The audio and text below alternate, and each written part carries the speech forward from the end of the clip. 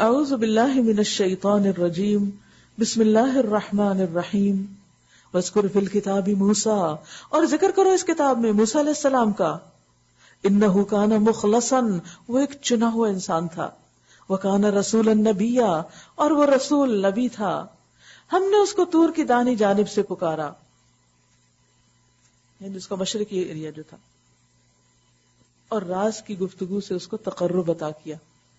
اب دیکھیے کہ جس کے بھی آپ قریب ہوتے ہیں آپ اس سے اپنے راز شیئر کرتے ہیں، چپکے چپکے اس سے باتیں کرتے ہیں جو آپ دوسرے کو نہیں بتاتے۔ جیسے بچے آپ کے پاس آ کے آپ کے کان میں بات کرتے، مقصد کیا ہوتا ہے؟ بات کچھ بھی نہیں ہوتی، خام خواہ کان کھائے جا رہے ہوتے ہیں، کیونکہ وہ یہ شو کرنا چاہتے ہیں کہ آپ ان کے لیے سب سے زیادہ قریب ہیں۔ ایک جسچر ہوتا ہے قرب کے اظہار کا۔ تو یہاں بھی سرگوشیوں کی بات ہے، قربناہ نجیا۔ پیچھے بھی آپ نے دیکھا پیغمبر نے اللہ کو چپکے چپکے پکارا۔ تو ہر انسان کا اپنے لیول پر اللہ تعالیٰ کے ساتھ ایک خاص پرسنل کانٹیکٹ، تعلق ہونا چاہیے۔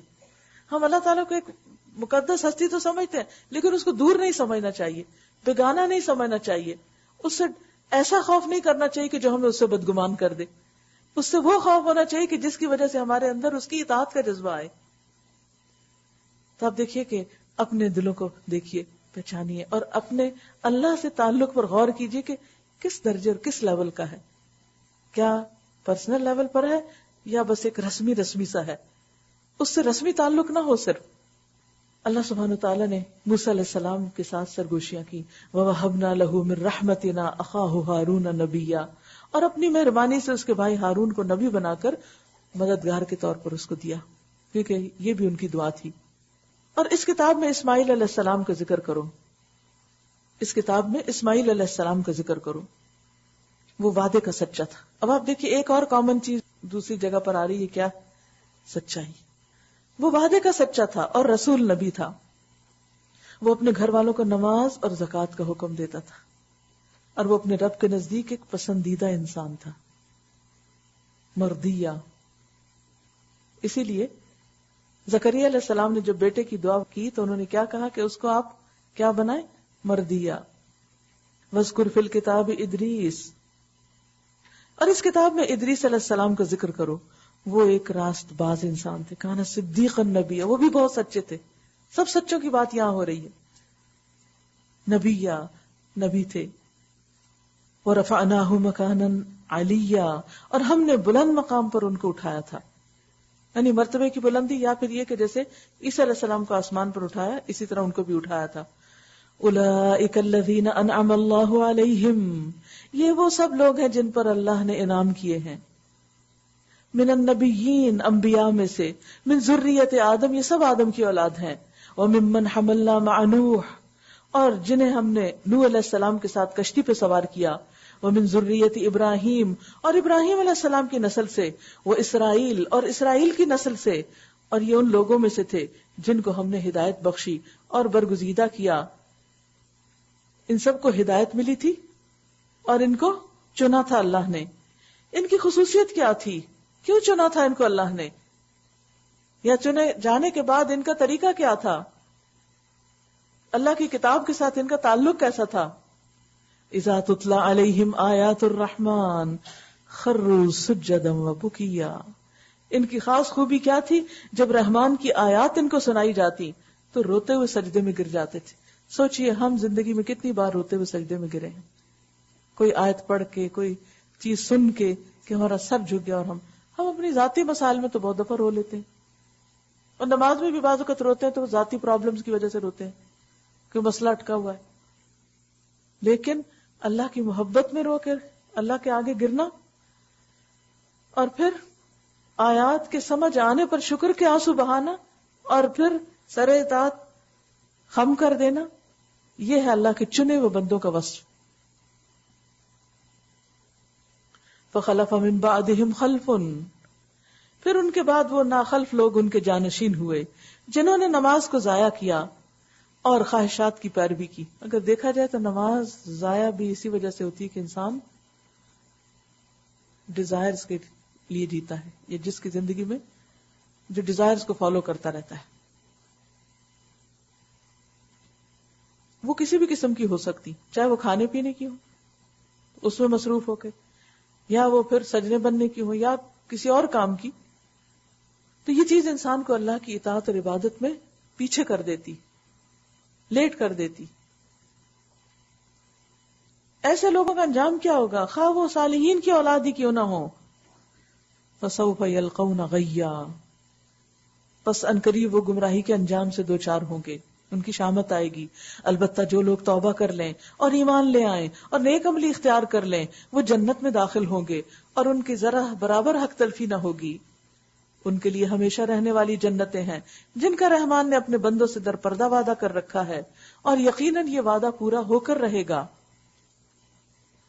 جنت کی خاص خوبی لا یسمعون فیہا لغوا، وہاں کوئی سما خراشی نہ ہوگی، وہاں کوئی لغو بات نہ ہوگی، کوئی بےہودہ بات نہ سنیں گے. جو کچھ سنیں گے ٹھیک ٹھیک ہی سنیں گے، اور ان کا رزق انہیں صبح و شام پہم ملتا رہے گا.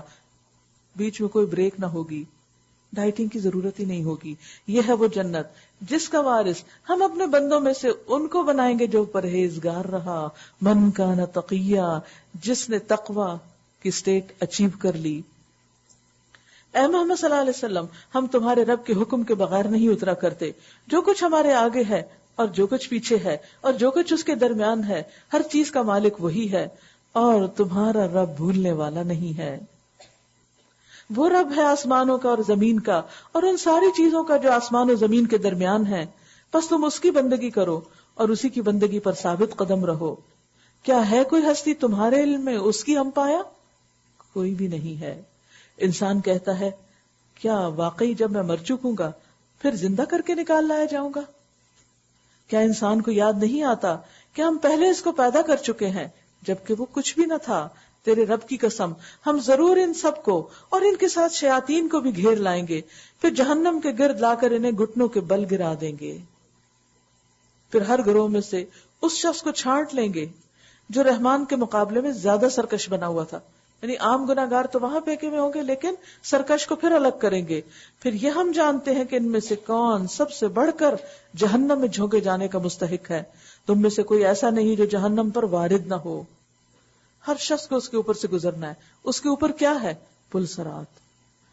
اور پل صراط پر کیا ہے؟ بڑے بڑے آنکڑے. جیسے کرینیں ہوتی ہیں نا، جب میں کرین کو دیکھتی تو مجھے ہمیشہ اسی کا یاد آتا ہے کہ پل صراط کے اوپر بڑے بڑے کانٹے لگے ہوئے ہوں گے، اور جب گناہگار لوگ گزریں گے تو وہ ان کو زخمی بھی کریں گے اور بعض کو پکڑ کے نیچے گرا دیں گے. وَإِن مِّنكُمْ إِلَّا وَارِدُهَا، تم میں سے ہر ایک کو اس سے گزرنا ہے، اس پہ وارد ہونا ہے. یہ جنت میں جانے کا راستہ ہے، اور یہ آخری مشکل ہوگی جس کے بعد پھر ہمیشہ کے لیے آسانی ہو جائے گی. لیکن ہم میں سے کتنے ہیں جو پل صراط کے بارے میں سوچتے ہوں اور اس پر استقامت اور ثابت قدمی کی فکر کرتے ہوں؟ تم میں سے کوئی ایسا نہیں جو جہنم پر وارد نہ ہو. یہ تو ایک طے شدہ بات ہے جسے پورا کرنا تیرے رب کے ذمہ ہے. پھر ہم ان لوگوں کو بچا لیں گے جو دنیا میں متقی تھے اور ظالموں کو اسی میں گرا ہوا چھوڑ دیں گے. حدیث میں آتا ہے کہ جہنم کے اوپر پل بنایا جائے گا جس میں سے ہر مومن اور کافر کو گزرنا ہوگا. ہر شخص کو اس کے اوپر سے گزرنا ہے. دس از اے مسٹ. مومن تو اپنے اپنے اعمال کے مطابق جلد یا بدیر گزر ہی جائیں گے. کچھ تو پلک جھپکتے گزر جائیں گے، آنکھ بند کر کے کھولی تو وہ گئے پار. کچھ بجلی اور ہوا کی طرح، کچھ پرندوں کی طرح، کچھ عمدہ گھوڑوں کی طرح، کچھ دیگر سواریوں کی طرح گزر جائیں گے. کچھ یوں گزریں گے کہ بالکل صحیح سالم ہوں گے، کچھ زخمی ہوں گے. وہ آنکڑے جو تھے انہوں نے ان کو زخمی کر دیا. تاہم پل عبور کر لیں گے. کچھ جہنم میں گر پڑیں گے جس کے بعد میری شفاعت کے ذریعے ان کو نکال لیا جائے گا، لیکن کافر اس کو عبور کرنے میں کامیاب نہ ہو سکیں گے اور وہ سارے کے سارے جہنم میں گر پڑیں گے. اس کی تائید میں ایک اور حدیث بھی ہے جس میں آتا ہے کہ جس کے 3 بچے بلوغت سے پہلے وفات پا گئے اسے آگ نہیں چھوئے گی مگر صرف قسم حلال کرنے کے لیے.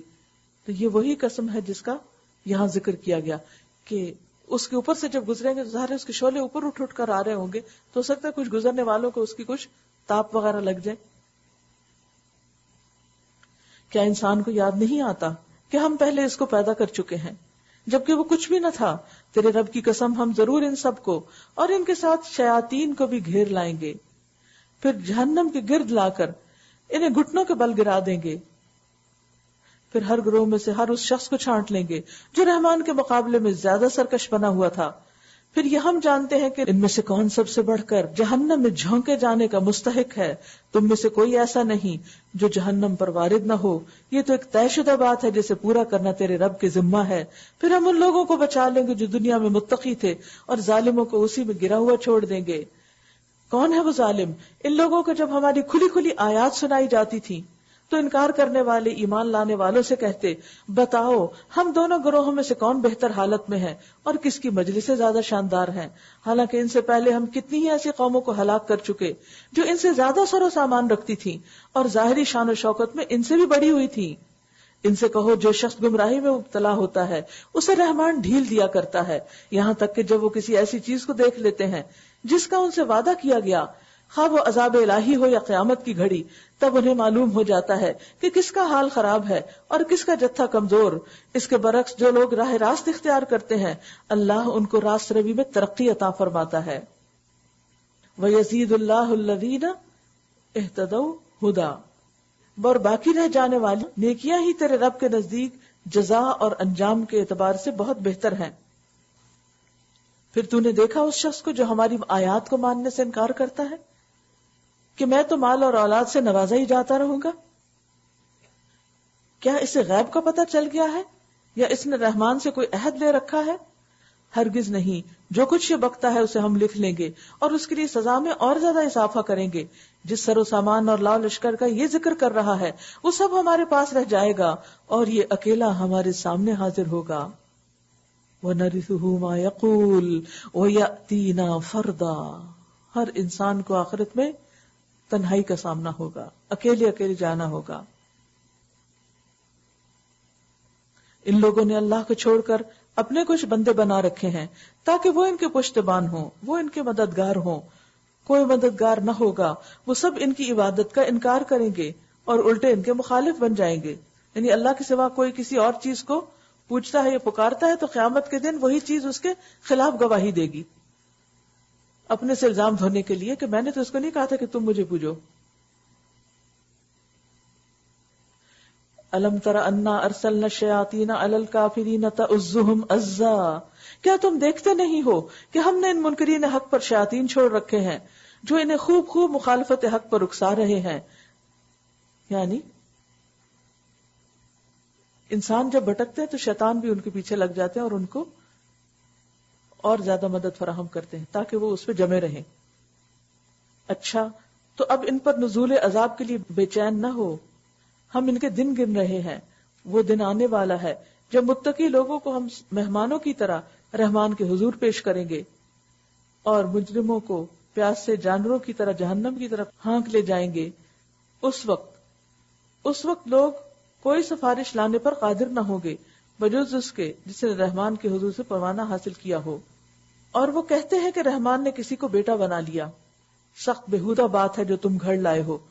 قریب ہے کہ آسمان پھٹ پڑے، زمین شک ہو جائے، پہاڑ گر جائیں اس بات پر کہ لوگوں نے رحمان کے لیے اولاد ہونے کا دعویٰ کیا ہے. رحمان کی یہ شان نہیں کہ وہ کسی کو بیٹا بنائے. زمین اور آسمانوں کے اندر جو بھی ہے سب اس کے حضور بندوں کی حیثیت سے پیش ہونے والے ہیں. سب پر وہ محیط ہے، اس نے ان کو شمار کر رکھا ہے، یعنی لوگوں کو گن رکھا ہے. سب قیامت کے روز فردن فردن اس کے سامنے حاضر ہوں گے. یقیناً جو لوگ ایمان لے آئے ہیں اور عمل صالح کر رہے ہیں ان قریب ان کے لیے دلوں میں اللہ محبت پیدا کر دے گا. یعنی بات یہ ہے کہ جو لوگ ایمان لا کر نیک کام کریں اللہ تعالیٰ ان کی ان نیکیوں کی بہت قدردانی کرنے والا ہے. یعنی ایمان لا کے جو اچھے کام کریں ان قریب رحمان ان کے لیے دلوں میں محبت پیدا کر دے گا اور یہ قدردانی دنیا میں بھی نظر آتی ہے.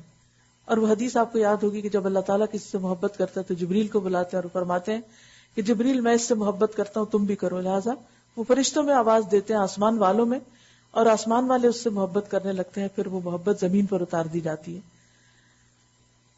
لیکن یہ کس وجہ سے ہوتی ہے؟ ایمان اور عمل صالح کی وجہ سے. فَإِنَّمَا يَسَّرْنَاهُ بِلِسَانِكَ لِتُبَشِّرَ بِهِ. پس اے محمد صلی اللہ علیہ وسلم اس کلام کو ہم نے آسان کر کے تمہاری زبان میں اسی لیے نازل کیا ہے کہ تم پرہیزگاروں کو خوشخبری دے دو اور ہٹ دھرم لوگوں کو ڈرا دو. ان سے پہلے ہم کتنی ہی قوموں کو ہلاک کر چکے ہیں، پھر آج کہیں تم ان کا نشان پاتے ہو یا ان کی بھنک بھی کہیں سنائی دیتی ہے؟ جیسے پیچھے بھی آپ نے پڑھا نا کہ کتنی ہی بستیاں جو ہلاک ہو گئی، لا یعلمہم الا اللہ، اللہ کے سوا ان کو کوئی بھی نہیں جانتا. یعنی ایسے مٹے ان کا نام، نشان، کلچر، سب کچھ، کہ جس کے بعد کسی کو بھی ان کی خبر نہیں، مکمل گمنام. اس کے برعکس ایمان لا کر عمل صالح کرنے والے اپنے دور میں بھی جیتے اور مرنے کے بعد بھی جیتے. موت ان کی زندگی میں کمی نہیں کرتی، کیونکہ جو وہ کام کرتے ہیں وہ بعد میں بھی جاری رہتا ہے. تو یہ عمل صالح کی ایک قسم یہ کہ صرف ذاتی عبادات، اور ایک قسم یہ ہے کہ آپ انسانوں کو زیادہ سے زیادہ فیض پہنچائیں. سورۃ طٰہٰ، بسم اللہ الرحمن الرحیم. طٰہٰ ما انزلنا علیک القرآن لتشقى الا تذکرۃ لمن یخشی تنزیلا ممن خلق الارض والسماوات العلی. طٰہٰ، ہم نے یہ قرآن تم پر اس لیے نازل نہیں کیا کہ تم مصیبت میں پڑ جاؤ. یہ تو ایک یاد دہانی ہے ہر اس شخص کے لیے جو ڈرے. نازل کیا گیا ہے اس ذات کی طرف سے جس نے پیدا کیا ہے زمین کو اور بلند آسمانوں کو. وہ عرش پر مستوی ہے، مالک ہے ان سب چیزوں کا جو آسمان اور زمین میں ہیں، اور جو زمین اور آسمان کے درمیان ہیں، اور جو مٹی کے نیچے ہیں. ان کا پیدا کرنے والا بھی وہی ہے جو ہمیں نظر نہیں آتی، اور اس کو اس کی کوئی پرواہ نہیں کہ کسی کو نظر آتا ہے کچھ یا نہیں. ہم تو کچھ بنا لے تو کیا چاہتے ہیں، سب دیکھ لیں ایک دفعہ. لیکن اس نے نہ صرف یہ کہ مٹی کے اندر سونا چھپا رکھا ہے، بلکہ سمندروں کی گہرائیوں میں بھی بہت کچھ ہے، اور آسمان کی فضاؤں کے اندر طرح طرح کے ستارے اور ان کا جو حسن ہے اور جو خوبصورتی ہے مختلف پلانٹس کی. تو انسان دیکھتا ہے تو سوچتا ہے کہ یہ تو اب ہم نے جا کے کسی طریقے سے ان کو دیکھا، آج تک کسی انسان نے نہیں دیکھا تھا. اللہ اتنا بے نیاز ہے، اتنا حسن پیدا کر کے پھر اس کو کس طرح چھپایا ہوا ہے. لوگوں کا کیا حال ہوتا ہے کہ تھوڑا سا بھی حسن ہو تو پہلا شوق کیا ہوتا ہے کہ نمایاں ہو جائے، اور اگر حسین نہ ہو تو حسین بن کے نمایاں کرنا چاہتے ہیں. تم چاہے اپنی بات کو پکار کر کہو تو وہ چپکے سے کہی ہوئی بات بلکہ اس سے مخفی تر بات کو بھی جانتا ہے. جتنا مرضی والیوم کم کر لو تو پھر بھی سن لیتا ہے، وہ تو دلوں کے حال بھی جانتا ہے. وہ اللہ ہے، اس کے سوا کوئی خدا نہیں. اللہ لا الہ الا ہو لہ الاسماء الحسنی، اس کے لیے ہے بہترین نام.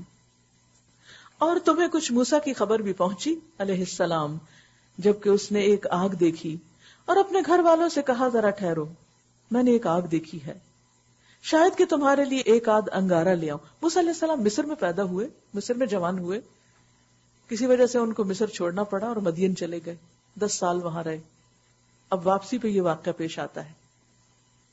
واپسی پہ شادی کے بعد اپنی وائف کو ساتھ لا رہے ہیں، ان کو کہتے ہیں کہ ذرا یہاں بیٹھو، میں دیکھتا ہوں سردی ہے، کوئی تاپنے کے لیے آگ مل جائے کہیں سے، یا اس آگ پر مجھے راستے سے متعلق کوئی رہنمائی مل جائے، کیونکہ صحرا میں بعض اوقات یہ نہیں پتا چلتا کہ جا بھی ٹھیک رہے ہیں یا نہیں، منزل کی طرف جا رہے ہیں یا الٹے ہی گھوم رہے ہیں کہیں. وہاں پہنچا تو پکارا گیا، اے موسیٰ میں ہی تیرا رب ہوں، انا ربک فاخلع نعلیک، جوتیاں اتار دے، تو وادی مقدس طویٰ میں ہے اور میں نے تجھ کو چن لیا. سن جو کچھ وحی کیا جاتا ہے، سن جو کچھ وحی کیا جاتا ہے. میں ہی اللہ ہوں، میرے سوا کوئی خدا نہیں. توحید کا سبق سب سے پہلا سبق. بس تو میری بندگی کر اور میری یاد کے لیے نماز قائم کر. جس مقصد کے لیے پیدا کیے گئے ہو عبادت، اس کو پورا کرو. قیامت کی گھڑی ضرور آنے والی ہے، میں اس کا وقت مخفی رکھنا چاہتا ہوں تاکہ ہر شخص اپنی کوشش کے مطابق بدلہ پائے. بس کوئی ایسا شخص جو اس پر ایمان نہیں لاتا، یعنی قیامت پر، اور اپنی خواہش نفس کا بندہ بن گیا ہے، تجھ کو اس گھڑی کی فکر سے نہ روک دے. آخرت سے انسان کب غافل ہوتا ہے؟ جب کسی ایسے شخص کی کمپنی میں ہو جو آخرت کو بلا چکا ہو اور خواہشات نفس کے پیچھے لگا ہوا ہو. اور اگر انسان اس کو بھول جائے تو کیا ہوگا؟ ورنہ تو ہلاکت میں پڑ جائے گا. اور اے موسیٰ یہ تیرے ہاتھ میں کیا ہے؟ موسیٰ علیہ السلام نے جواب دیا یہ میری لاٹھی ہے، عصا ہے. بس اتنا جواب کافی تھا. لیکن موسیٰ علیہ السلام اپنا سارا حال بیان کرتے ہیں. اس پر ٹیک لگا کر چلتا ہوں، اس سے اپنی بکریوں کے لیے پتے جھاڑتا ہوں، اور بھی بہت سے کام ہیں جو میں اس سے لیتا ہوں. اور یہ ایک شکر گزاری کی علامت بھی ہے نا کہ بعض اوقات ہمارے پاس چیزیں ہوتی ہیں مدتوں پڑی رہتی ہیں، ہم نے کبھی غور ہی نہیں کیا کہ اس کے کیا کیا فائدے ہیں. لیکن موسیٰ علیہ السلام صرف یہ نہیں بتاتے کہ عصا ہے، عصا کی تعریف بھی کرتے ہیں کہ کیسی ہے عصا میری اور کیا کرتا ہوں، کیا کام لیتا ہوں اس سے میں. فرمایا پھینک دے اس کو موسیٰ، فائدے کی چیز پھینک دو. اس نے پھینک دیا اور یکا یک وہ ایک سانپ تھی جو دوڑ رہا تھا. فرمایا پکڑ لو اس کو. یہ ہے اطاعت. کیا ہے؟ جواب دیا پھینک دو. پھینک دیا. اب وہ سانپ بن گیا، کہا پکڑ لو. ڈر گئے. فرمایا ڈرو نہیں، ہم اسے پھر ویسا ہی کر دیں گے جیسے یہ تھی. تربیت کی جا رہی، ٹریننگ دی جا رہی ہے. آئندہ جو حالات پیش آنے والے ہیں اس کے لیے یہاں پر عملی تعلیم دی جا رہی ہے، پریکٹیکل لیسنز. اور ذرا اپنا ہاتھ اپنی بغل میں دبا، چمکتا ہوا نکلے گا بغیر کسی تکلیف کے. یہ دوسری نشانی ہے، اس لیے کہ ہم تجھے اپنی بڑی نشانیاں دکھانے والے ہیں. اب تو فرعون کے پاس جا، وہ سرکش ہو گیا ہے. قال رب اشرح لي صدري ويسر لي امري واحلل عقدة من لساني يفقهوا قولي. موسیٰ نے عرض کیا پروردگار میرا سینہ کھول دے اور میرے کام کو میرے لیے آسان کر دے اور میری زبان کی گرہ سلجھا دے تاکہ لوگ میری بات سمجھ سکیں اور پیغام پہنچانے کا حق ادا ہو جائے. اور میرے لیے میرے اپنے کنبے سے ایک وزیر مقرر کر دے، ہارون جو میرا بھائی ہے اس کو میرا مددگار بنا دے. وزیر کا لفظ وزر سے بوجھ اٹھانے والا، سیکریٹری، مددگار. اس کے ذریعے سے میرا ہاتھ مضبوط کر اور اس کو میرے کام میں شریک کر دے. جیسے پہلے بھی میں نے عرض کیا نا کہ دین کا کام ایک بندے کا کام نہیں ہوتا، اس کے لیے ٹیم چاہیے ہوتی ہے، مددگار چاہیے ہوتے ہیں، اور اس سے کام میں خوبصورتی بھی آتی ہے اور جلدی بھی ہوتا ہے. اور پھر ہم کیا کریں؟ ایک اچھی کمپنی بھی تو ہوگی. وہ اشرک فی امری، اپنے کام میں شریک کر رہے ہیں. یہ جو ایک ایٹیٹیوڈ ہوتا ہے نا کہ میرا کام کوئی بس اس میں مداخلت نہ کرے، اس سے کام سکڑ جاتا ہے، اس کا سائز کم ہو جاتا ہے. جب آپ اوروں کو شریک کرتے ہیں تو وہ پھیلنے لگتا ہے کیونکہ ملٹی پلائی ہونے لگتا ہے. پھر اور کس لیے بھائی چاہیے، مددگار چاہیے، ساتھی چاہیے، تاکہ ہم خوب تری پاکی بیان کریں. مل کے ذکر کرنا، کئی نسبحک کثیرا ونذکرک کثیرا، دونوں دفعہ کثیرا کثیرا، تاکہ کثرت سے تسبیح کریں، کثرت سے تجھے یاد کریں. کثرت سے اکیلے نہیں یاد کر سکتے، بھول جاتے ہیں. لیکن جب کسی کو دیکھتے ہیں تو یاد آ جاتا ہے. ایک دوسرے کو یاد کرانے والا ہوتا ہے. ایک بھولتا ہے تو دوسرا یاد کرتا، دوسرا بھولتا ہے تو پہلا یاد کراتا ہے. انک کنت بنا بصیرا، تو ہمیشہ ہمارے حال پر نگران رہا ہے، تجھے سب پتا ہے کہ ہم کیا کرتے ہیں اور کس قابل ہیں. فرمایا دیا گیا جو تو نے مانگا ہے موسیٰ، دعا قبول ہو گئی. ہم مانگتے نہیں اصل میں، سچ ہم مشکل میں پڑے رہتے اپنے آپ سے ہی حل نکالنے کی کوشش کرتے ہیں، اللہ سے نہیں مانگتے. حالانکہ ہونا کیا چاہیے؟ پہلا کام وَاسْتَعِينُوا بِالصَّبْرِ وَالصَّلَاةِ. پھر فرمایا ہم نے پھر ایک مرتبہ تجھ پر احسان کیا، یاد کرو وہ وقت جب کہ ہم نے تیری ماں کو اشارہ کیا، ایسا اشارہ جو وحی کے ذریعے سے کیا جاتا ہے کہ اس بچے کو صندوق میں رکھ دے اور صندوق کو دریا میں چھوڑ دے. دریا اسے ساحل پر پھینک دے گا اور اسے میرا دشمن اور اس بچے کا دشمن اٹھا لے گا. میں نے اپنی طرف سے تجھ پر محبت طاری کر دی. جیسے پیچھے بھی ہم نے پڑھا نا کہ دلوں میں محبتیں سَيَجْعَلُ لَهُمُ الرَّحْمَنُ وُدًّا، یہ اللہ ڈالتا ہے. اور ایسا انتظام کیا کہ تو میری نگرانی میں پالا جائے. دشمن کے گھر پلے گا لیکن نگرانی میری ہوگی. اللہ اپنے کام کرتا ہے نا. ہمیں دیکھ کے لگ رہا ہوتا کہ ہائے وہ چیز گئی، لیکن اللہ کی نگرانی میں ہوتی. جب کبھی آپ کو اپنی اولاد کی طرف سے فکر ہو، جب کبھی پریشان ہو کہ پتہ نہیں کیا بنے گا، کبھی الگ کرنا پڑتا ہے ان کو، کبھی چھوڑنا پڑتا ہے. بڑے بھی ہو جائیں تو بچے ہی لگتے ہیں بچے. جب کبھی ان کا غم ستائے تو ہمیشہ یہی کیا کریں جو ام موسیٰ نے کیا تھا، کہ اللہ کے حوالے کر دیا تھا اور اللہ نے بھی اس کو اپنے نگرانی میں لے لیا. تو آپ دیکھیں گے کہ آپ کی فکر ختم ہو جائیں گی. یاد رکھیے جب تک اولاد کا غم اور فکر اور پریشانی ختم نہیں ہوتی یا کم نہیں ہوتی انسان کچھ کر نہیں سکتا. بہت اچھی اچھی ٹیلنٹڈ لڑکیاں ہوتی ہیں, ایک بچہ ہوتا ہے سارا کام بھول کے سب کچھ چھوڑ کے اسی کے اندر ہی فوکس کرتی ہیں, وہ ان کی زندگی کا محور و مرکز بن جاتا ہے. ٹھیک ہے بچوں کی تعلیم تربیت ان کو ان کا حق دینا سب ٹھیک ہے, لیکن اللہ کے بھی کچھ حقوق ہیں, اللہ کے دوسرے بندوں کے بھی کچھ حقوق ہیں. اللہ نے ہمیں کسی اور کام کے لیے بھی پیدا کیا ہے, تو بچے اس میں رکاوٹ تو نہیں ہونے چاہیے, یہ بچوں کا عذر بہانہ تو نہیں بنا لینا چاہیے. تو بہرحال بچوں کو انسان اللہ کی نگرانی بھی دے دے کہ اللہ تو حفاظت کر, تیرے حوالے, تیری امان میں.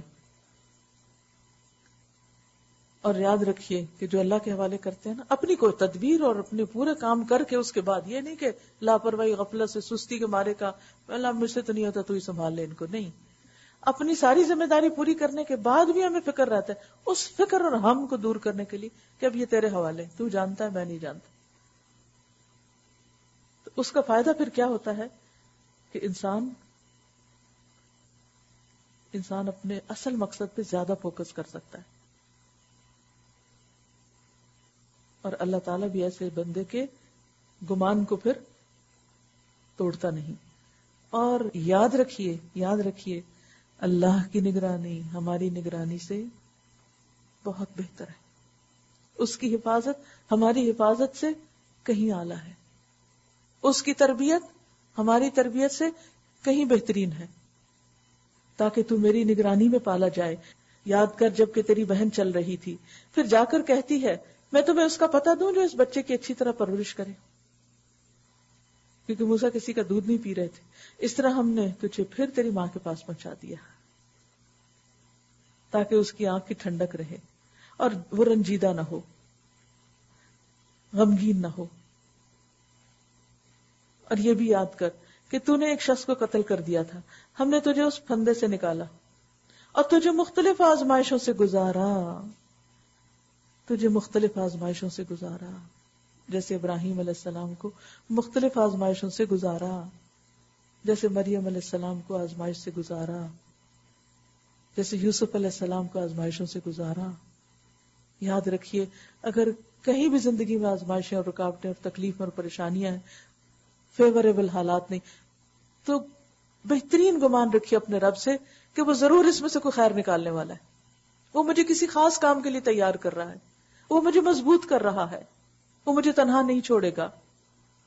اور تو مدین کے لوگوں میں کئی سال ٹھہرا رہا, پھر اب ٹھیک اپنے وقت پر تو آ گیا. ہر چیز کا ایک وقت مقرر ہوتا ہے, یہ ہے وقت کہ اب تو اس مشن کے لیے کام کری جس کے لیے میں نے تجھے ان آزمائشوں سے گزارا.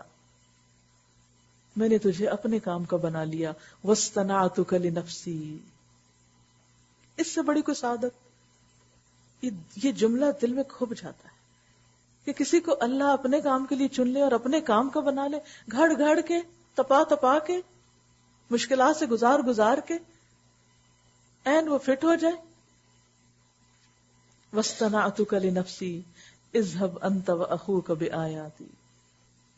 اب آپ دیکھیں کہ ہارون پر وہ مشکلات نہیں آئیں, انہی کے بھائی تھے. اگر موسیٰ علیہ السلام یہی کمپیئر کرتے رہے, میرے بھائی کے ساتھ تو یہ نہیں اور میرے ساتھ کیوں ہو رہا ہے, ان کے ساتھ تو ایسا نہیں اور ویسے. عموماً کیا ہوتا ہے خاندانی زندگی میں, میری بہن کی شادی تو بہت اچھی جگہ ہوگی اور اس کے تو سسرال والے اتنے اچھے ہیں اور اس پر تو کوئی مشکل ہے ہی نہیں. کچھ دن پہلے خاتون کا مجھے فون آیا, تو اپنے شوہر کی شکایت کر رہی تھی. میں نے کہا کہ دیکھیے اس کو بہت بڑا مسئلہ نہ بنائے, زندگی میں اور بھی بہت کچھ کرنے والا ہوتا. وہ کئی دن سے ناراض تھی کہ میری طبیعت خراب ہے اور میرے شوہر نے مجھے نہیں پوچھا. میں نے کہا یہ کوئی it's not a big issue, اس سے بھی بڑے مسائل ہوتے ہیں زندگی, اس کو چھوڑ دیں سوچنا. کہتے نہیں, میری بہنوں کے شوہر بہت اچھے ہیں اور وہ ان کا ہر خیال رکھتے ہیں, میرے شوہر مجھے نہیں پوچھتے, بس یہ چیز مجھے غم میں گھلاتی رہتی ہے. میں نے کہا آپ نے اپنے لیے خود ہی غم پالا ہوا ہے. اس کے معلوم نہیں کیا مسائل, اور ہر ایک کی اپنی نیچر ہوتی ہے. ہمیں سمجھ جانا چاہیے اس کی نیچر ایسے ہی ہے, بس ختم. انڈرسٹینڈ کر کے اور اپنا انسان اپنے آپ کو گلا ڈالے, مار ڈالے. وہاں آپ لوگوں کی پرسنالٹیز, نفسیات ان کے اندر کو نہیں تبدیل کر سکتے. اپنے آپ کو ایڈجسٹ کریں, ایڈجسٹمنٹس کریں. anyway, تو یہاں بھی آپ دیکھیے کہ اللہ سبحانہ وتعالیٰ نے موسیٰ علیہ السلام کو، جیسے ہیرے کی چمک اس وقت زیادہ ہوتی ہے جب اس کے کٹ زیادہ ہوتے ہیں، ہر طرف پھر چمک جاتی ہے اس کی. اور تو مدین کے لوگوں میں کئی سال ٹھہرا رہا، پھر اب ٹھیک اپنے وقت پر آ گیا. اے موسیٰ، میں نے تجھے اپنے کام کا بنا لیا. اللہ ہمیں بھی اپنے کام کا بنا لے. جا تو اور تیرا بھائی میری نشانیوں کے ساتھ، اور دیکھو تم میری یاد میں کمی نہ کرنا، میری یاد میں نہیں کمی کرنا. بعض اوقات ہم دین کا کام کرنے لگتے ہیں اور اللہ ہی کو بھول جاتے ہیں، اسی کے ذکر کو چھوڑ دیتے ہیں. پھر کیا ہوتا ہے؟ پھر فرسٹریشن ہوتی ہے کیونکہ شیطان پیچھے پڑ جاتا ہے. تو اللہ کی یاد ایک قلعے کی طرح ہوتی ہے. اللہ کی کتاب سے واسطہ رکھنا، ذکر اذکار تسبیحات کرنا، کہ شیطان پیچھے لگا رہتا ہے. اور ذکر کیا ایک قلعہ ہے جس میں آپ اندر آ کے محفوظ ہو جاتے ہیں اور آپ جمے رہتے ہیں اپنے مشن پر. جاؤ تم دونوں فرعون کے پاس کہ وہ سرکش ہو گیا ہے. فقولا لہ قولا لینا، کہ بات نرمی سے کرنا. پھر کلام پہ بات نرمی سے کرنا. میرے دشمن کے ساتھ تم نرمی سے بات کرنا. لعلہ یتذکر، فرعون بھی ہو سکتا ہے سیدھا ہو جائے اگر تم نے بات اچھے سے کی. یہ ایک بہت بڑا اصول ہے. دشمن کو آپ نرمی سے ہی جیت سکتے ہیں. شاید کہ وہ نصیحت قبول کرے یا ڈر جائے. اگر آپ بھی چاہتے ہیں کہ لوگ آپ کی نصیحت قبول کریں اور اللہ سے ڈرنے والے بنیں تو نرمی اختیار کیجئے، پیار سے بات کیجئے. پیار سے دل موم ہوتے ہیں. ہم نصیحت کو ڈنڈے کی طرح مارنے لگتے ہیں دوسرے کے سر پہ. دونوں نے عرض کیا، پروردگار ہمیں اندیشہ ہے کہ وہ ہم پہ زیادتی کرے گا یا پل پڑے گا، سرکشی کرے گا. ڈر لگ رہا ہم کو ادھر جاتے ہوئے. قال لا تخافا، فرمایا مت ڈرو، میں تمہارے ساتھ ہوں، سب کچھ سن رہا ہوں اور دیکھ رہا ہوں. جاؤ اس کے پاس اور کہو کہ ہم تیرے رب کے بھیجے ہوئے ہیں. بنی اسرائیل کو ہمارے ساتھ جانے کے لیے چھوڑ دو، آزاد کر دو، تاکہ وہ اپنی عبادت آزادی سے کر سکیں اور اپنا کام کریں اور ان کو تکلیف نہ دو. ہم تیرے پاس تیرے رب کی نشانی لے کر آئے ہیں اور سلامتی ہے اس کے لیے جو راہ راست کی پیروی کرے. ہم کو وحی سے بتایا گیا ہے کہ عذاب ہے اس کے لیے جو جھٹلائے اور منہ موڑے. دیکھیے پیغام کس طرح دے رہے ہیں، کیا پیغام ہے. پہلے اپنا تعارف کراتے ہیں، ہم رسول ہیں تیرے رب کے. پھر مقصد بتاتے ہیں کس لیے آئے، ٹو دا پوائنٹ. بنی اسرائیل کو ساتھ بھیج دیں. نمبر 2، ان کو تنگ نہ کیا کریں. نمبر 3، ہم آپ کے لیے بھی نشانی لائے ہیں کہ آپ بھی اللہ کی بات قبول کر لیں، اور جو قبول کر لے ہدایت کی بات اس کے لیے سلامتی. اور یہ بھی یاد رکھیں کہ جو نہیں قبول کرے گا، جھٹلائے گا، منہ موڑے گا، اس کے لیے عذاب بھی ہے. دیکھیے کسی کو یہ بتانا تو بہت آسان ہے کہ آپ کو فائدہ ہے اس کام میں، لیکن یہ بتانا کہ نہیں کیا تو مشکل بھی ہوگی، یہ بڑے حوصلے کی بات ہے. اور وہ فرعون کے سامنے جا کے کہنا، قال فمن ربکما یا موسیٰ. فرعون نے کہا اچھا تو پھر تم دونوں کا رب کون ہے موسیٰ؟ فرعون اب پوچھتا ہے. دیکھیے ویسے حیرت ہوتی ہے نا کہ اللہ تعالیٰ اگر کسی کو بچانا چاہتا ہے تو وہ فرعون کے دربار سے گھوم پھر کے آ جاتے ہیں اور ان کو کچھ بھی نہیں ہوتا. حالانکہ کیا مشکل، 2 ہی تھے نا، موسیٰ اور ہارون. پوری فوج تھی فرعون کے ساتھ. ایک اشارہ کرتا، پکڑو ان کو لے جاؤ، بات ختم ہو جاتی. اللہ تعالیٰ نے کہا نہیں، میں ساتھ ہوں، سن رہا ہوں، دیکھ رہا ہوں، کچھ نہیں بگاڑیں گے، جاؤ میسج دو. اور وہ جاتے ہیں اور وہاں جا کے بات کرتے ہیں. اور پھر وہ بھی بات کرتا ہے، اور کیا بحث مباحثہ اور ہٹ دھرمی کی باتیں. پوچھتے تمہارا رب کون ہے موسیٰ؟ موسیٰ علیہ السلام نے جواب دیا، ہمارا رب وہ ہے جس نے ہر چیز کو اس کی ساخت بخشی. دعویٰ کے لیے اللہ کی کریشن پر غور و فکر ضروری ہے اور لوگوں کو اس کی طرف بلائیں کہ وہ دیکھو وہ کس نے بنایا. اسی لیے سورۃ النحل اور ابراہیم اور ان صورتوں میں جہاں بہت زیادہ اللہ کی نعمتوں کا، نشانیوں کا ذکر کیا گیا، وہاں آخری میسج کیا؟ کنوے دا میسج. کیونکہ لوگوں کو اللہ کی کریشن کے تھرو اللہ سے جوڑیں. صرف قرآن کی آیتیں نہیں، کائنات کی آیات بھی دکھائیں. جس نے ہر چیز کو اس کی ساخت بخشی، پھر اس کو راستہ بتایا. فرعون بولا اور پہلے کی جو نسلیں گزر چکی ہیں ان کی پھر کیا حالت تھی؟ یعنی موسیٰ تو آج آیا، تیرے پہلے سے جو لوگ گزر چکے وہ سارے عذاب میں. موسیٰ علیہ السلام نے کہا کیونکہ ایسے ہی کوشچن لوگ پھر آپ سے کرتے ہیں. اب مثلا اگر آپ کسی سے کہیں کہ قرآن پڑھو، کہ ہمارے ماں باپ تو نہیں پڑھتے تھے، اس کا مطلب انہوں نے نہیں پڑھا تو وہ جہنم میں جائیں گے. تو ہمارے لیے بہت ضروری ہے کہ ہم پڑھیں.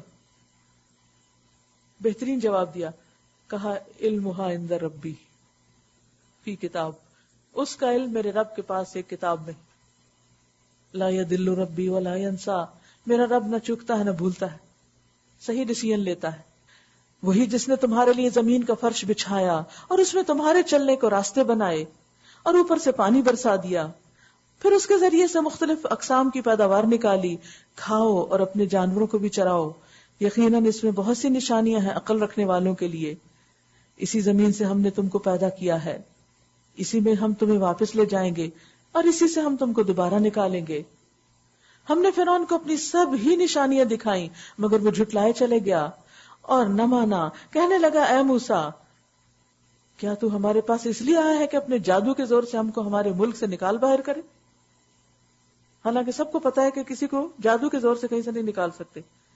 اچھا ہم بھی تیرے مقابلے میں ویسا ہی جادو لاتے ہیں، طے کر لے کب اور کہاں مقابلہ کرنا ہے. نہ ہم اس قرارداد سے پھریں گے نہ تم پھرنا، کھلے میدان میں سامنے آ جا. موسیٰ نے کہا جشن کا دن طے ہوا اور دن چڑھے لوگ جمع ہوں. فرعون نے پلٹ کر اپنے سارے ہتھ کنڈے جمع کیے اور مقابلے میں آ گیا. موسیٰ علیہ السلام نے عین موقع پر گروہ مقابل کو مخاطب کر کے کہا شامت کے مارو، جھوٹی تہمتیں اللہ پہ مت باندھو ورنہ ایک سخت عذاب سے تمہارا ستیہ ناش کر دے گا. جھوٹ جس نے بھی گھڑا وہ نامراد ہوا. وہاں بھی موسیٰ علیہ السلام ایسے ہی دیتے ہیں، دعویٰ کا کام کرتے ہیں. یہ سن کر ان کے درمیان اختلاف رائے ہو گیا. جادوگروں کے درمیان وہ چپکے چپکے باہم مشورے کرنے لگے. آخرکار کچھ لوگوں نے کہا یہ دونوں تو محض جادوگر ہیں، ان کا مقصد ہے اپنے جادو کے زور سے تم کو تمہاری زمین سے بے دخل کر دیں اور تمہارے مثالی طریقے زندگی کا خاتمہ کر دیں. اس دور میں بھی لوگوں کو فکر کیا تھی کہ ان کا لائف سٹائل تبدیل نہ ہو جائے. آج بھی لوگوں کو مشکل کیا ہوتی ہے؟ حجاب سے کیوں مشکل ہے؟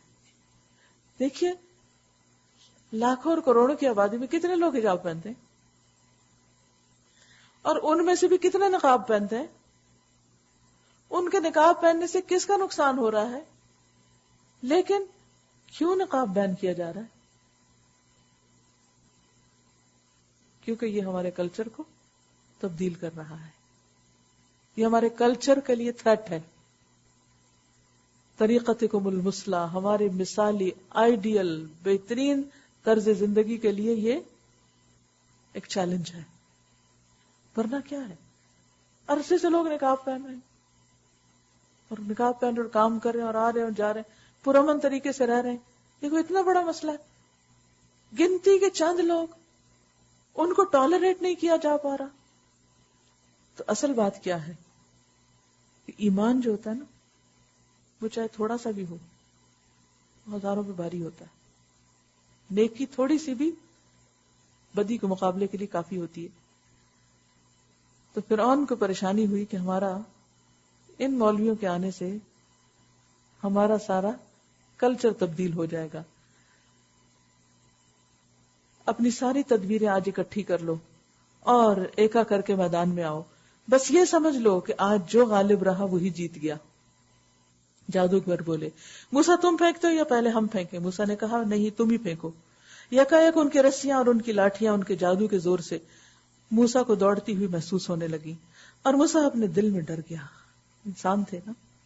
ہم نے کہا مت ڈر، تو ہی غالب رہے گا. اللہ نے ساتھ ہی ہمت بندھائی، پھینک جو کچھ تیرے ہاتھ میں ہے. ابھی ان کی ساری بناوٹی چیزوں کو نگلے جاتا ہے. یہ جو کچھ بنا کر لائے تو جادوگر کا فریب ہے.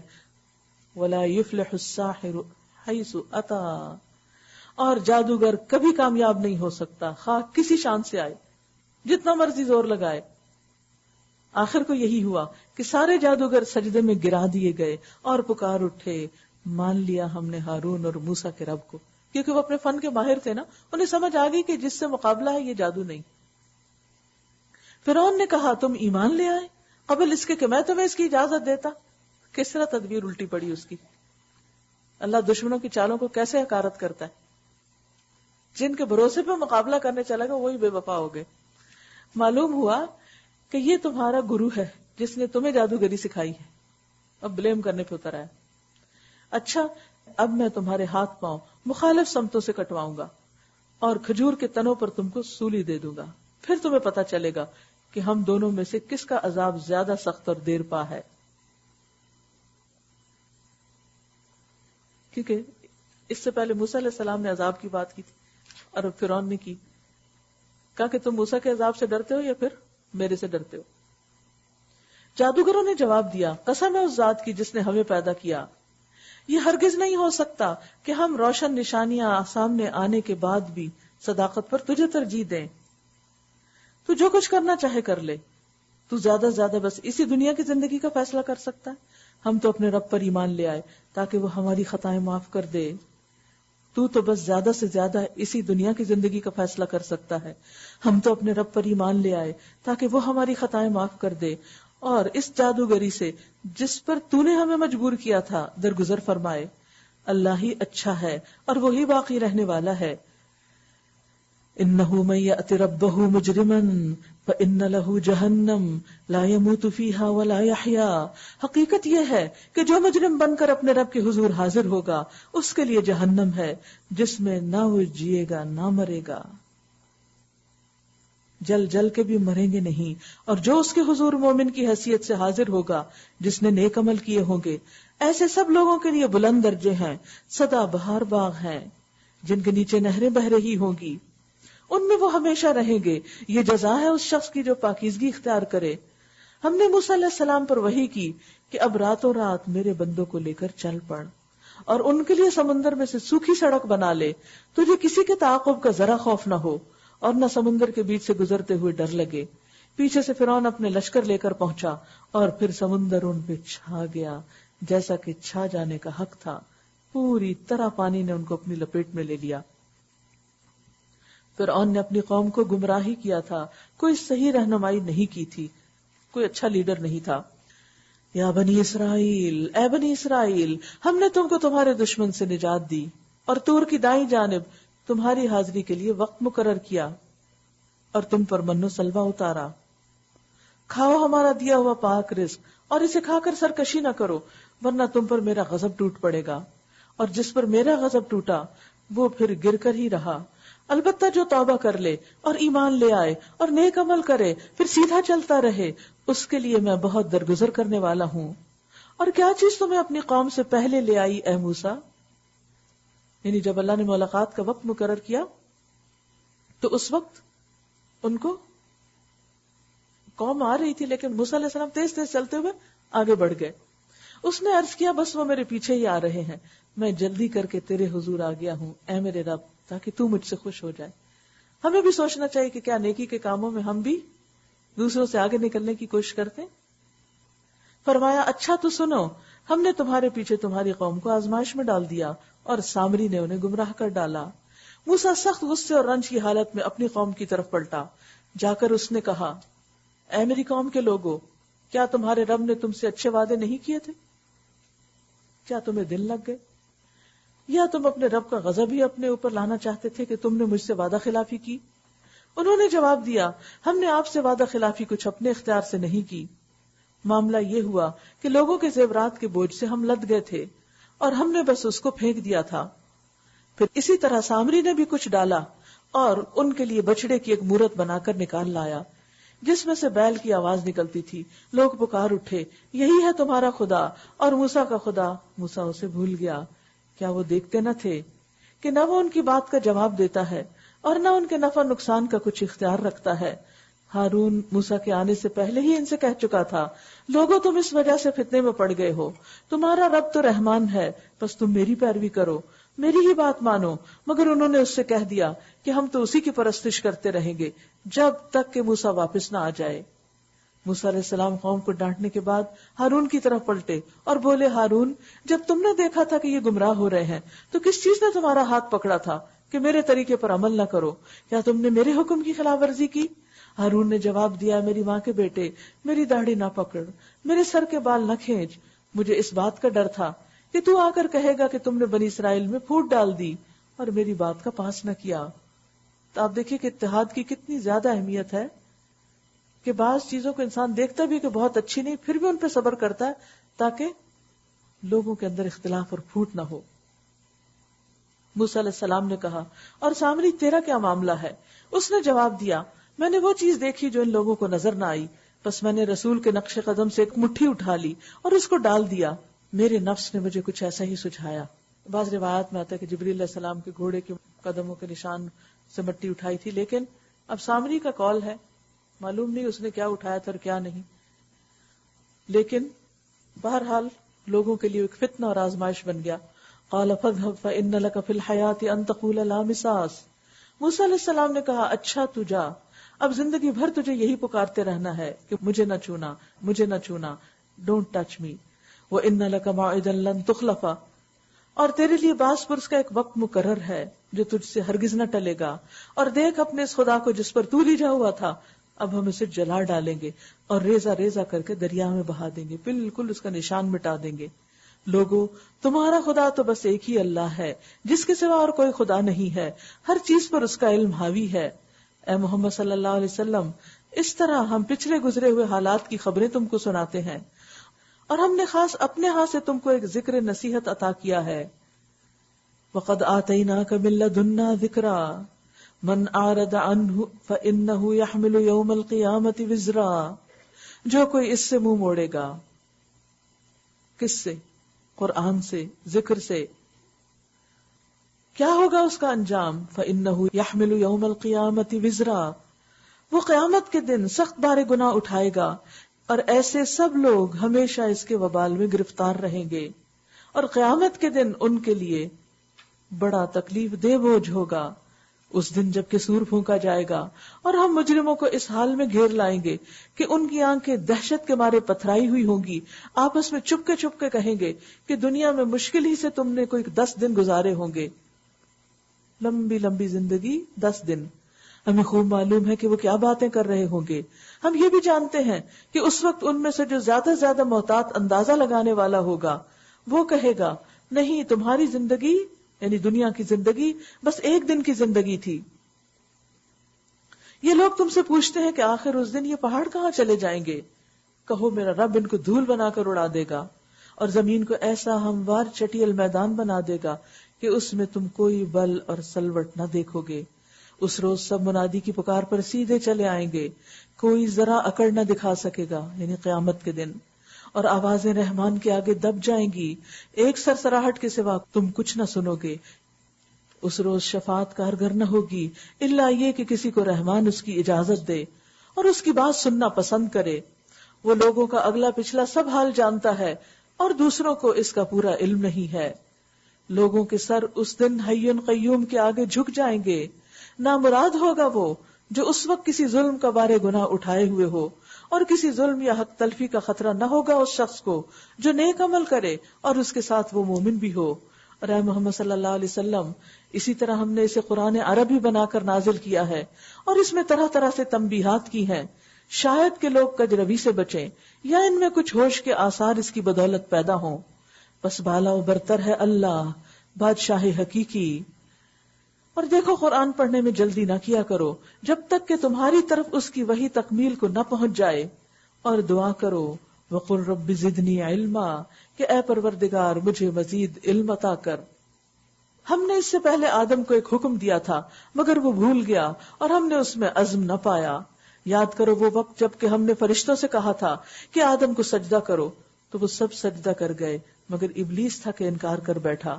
اس پر ہم نے آدم سے کہا کہ دیکھو یہ تمہارا اور تمہاری بیوی کا دشمن ہے، ایسا نہ ہو کہ یہ تمہیں جنت سے نکلوا دے اور تم مصیبت میں پڑ جاؤ۔ یہاں تو تمہیں یہ آسائشیں حاصل ہیں کہ نہ بھوکے ننگے رہتے ہو، نہ پیاس اور دھوپ تمہیں ستاتی ہے۔ لیکن شیطان نے ان کو پھسلا دیا، کہنے لگا آدم بتاؤں تمہیں وہ درخت جس سے ابدی زندگی اور لازوال سلطنت حاصل ہوتی؟ یعنی ایک سسپینس کریٹ کیا، تم جاننا چاہتے ہو، you want to know, do you know کہ وہ کون سا ہے؟ تو جب کوئی کہتا ہے نا ڈو یو نو، وہ کہتے نو واٹ، تو پھر وہ کہتے نہیں میں نہیں بتاتا، نہیں بتاؤ، تم ضرور بتاؤ گے مجھے، نہیں وہ ٹھیک نہیں ہے بتانا، نہیں پھر بھی بتانا۔ ہم تجسس سے زوری زبردستی پوچھتے ہیں، تو کہتے کیا تمہیں معلوم ہے میں بتاؤں وہ درخت جس کا پھل کھانے سے کبھی بوڑھے نہیں ہوتے، زندگی نہیں جاتی اور سلطنت نہیں جاتی؟ آخرکار دونوں میاں بیوی اس درخت کا پھل کھا گئے. نتیجہ یہ ہوا کہ فوراً ہی ان کے سطر ایک دوسرے کے آگے کھل گئے, لباس اتر گئے. دونوں اپنے آپ کو جنت کے پتوں سے ڈھانکنے اور چھپانے لگے.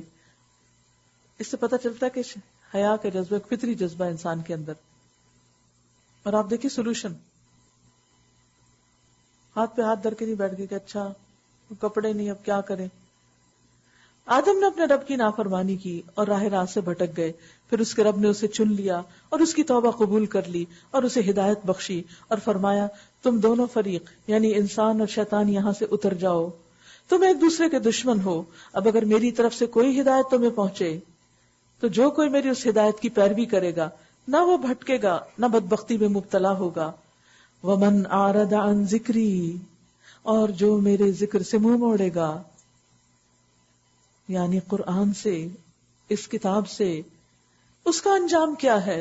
فإن لہ معیشۃ ضنکا, اس کے لیے دنیا میں زندگی تنگ کر دوں گا, سب کچھ ہوتے ہوئے بھی اسے کمی کا احساس دوں گا, اور قیامت کے روز ہم اسے اندھا اٹھائیں گے. وہ کہے گا پروردگار دنیا میں تو میں آنکھوں والا تھا, بہت عقل مند تھا, یہاں مجھے اندھا کیوں اٹھایا؟ اللہ تعالیٰ فرمائے گا ہاں اسی طرح تو ہماری آیات کو جبکہ وہ تیرے پاس آئی تھی تو نے بھلا دیا تھا, اسی طرح آج تو بھلایا جا رہا ہے. جیسا عمل ویسی جزا. تم نے قرآن کو چھوڑ دیا, بھلا دیا, میں نے بھی تمہیں بھلا دیا. اس طرح ہم حد سے گزرنے والے اور اپنے رب کی آیات نہ ماننے والے کو دنیا میں بدلہ دیتے ہیں, اور آخرت کا عذاب زیادہ سخت اور زیادہ دیر پا ہے.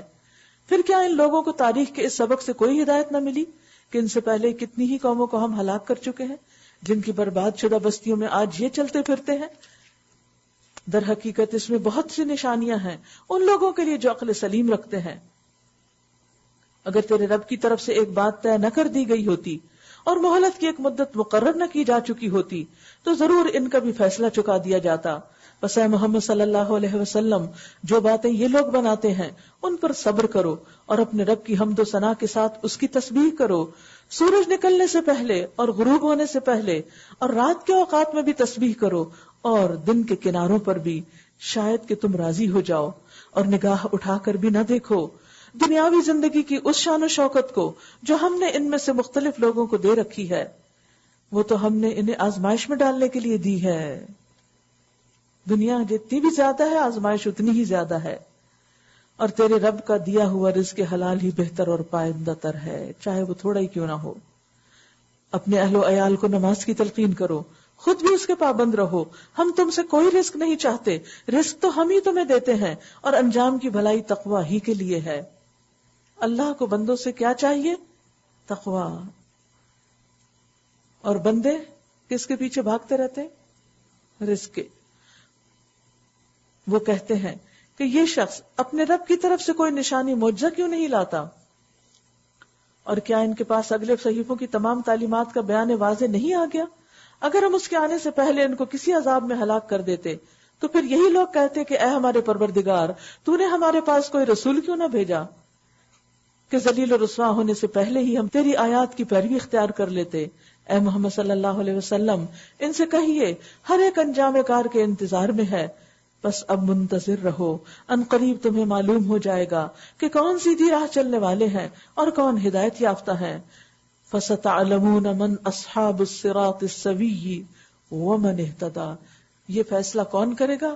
اللہ کرے گا. بندے تو سب اپنے آپ کو ٹھیک ہی کہتے ہیں کہ جو ہم کر رہے ہیں اچھا ہی کر رہے ہیں, لیکن اصل بات یہ ہے کہ اچھا وہ ہے جس سے اللہ راضی ہو جائے, جس کے لیے وہ مردیہ کا خطاب پسند کر لے. راضیۃ مردیہ. وآخر دعوانا ان الحمد للہ رب العالمین. سبحانک اللہم وبحمدک نشہد ان لا الہ الا انت نستغفرک ونتوب الیک. السلام علیکم ورحمۃ اللہ وبرکاتہ.